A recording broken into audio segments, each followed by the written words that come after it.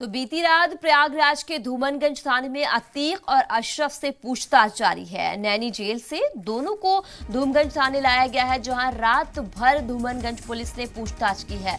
पूछताछ अभी भी लगातार जारी है। थाने में करीब 2 घंटे तक कागजी कार्रवाई चली है। अतीक और अशरफ की अलग अलग बैरक होने की वजह से उन्हें गेट तक पहुंचने में ज्यादा वक्त लगा है। तो उमेश पाल हत्याकांड की साजिश का पर्दाफाश करने के लिए अदालत ने माफिया अतीक अहमद और उसके भाई अशरफ को 4 दिन के पुलिस रिमांड पर भेजा है। तो ये बड़ी खबर आपको बता रही हूँ कि 4 दिन के रिमांड पर पुलिस ने जो है वो भेजा है। लगातार जो है पूछताछ दोनों से चल रही है। यहाँ पर पुलिस जो है वो मुस्तैद है। बीती रात प्रयागराज के धूमनगंज थाने में अतीक और अशरफ से लगातार जो है वो पूछताछ चल रही है। तो नैनी जेल से दोनों को धूमनगंज थाने लाया गया है, जहां रात भर जो है पुलिस ने पूछताछ की है। पूछताछ अभी भी जारी है। थाने में करीब 2 घंटे तक जो है वो कागजी कार्रवाई चली है।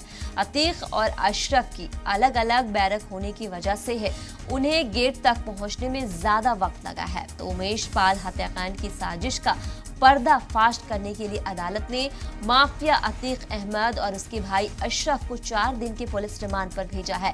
तो ये बड़ी खबर आपको बता रही हूँ कि पुलिस ने 4 दिन के रिमांड पर इन दोनों भाइयों को भेजा है। लगातार यहाँ पर सवाल जवाब का जो सिलसिला है वो भी चल रहा है। तो थाने में करीब 2 घंटे तक ये कागजी कार्रवाई चली है। अतीक और अशरफ की अलग अलग बैरक होने की वजह से उन्हें गेट तक पहुंचने में काफी वक्त लगा है।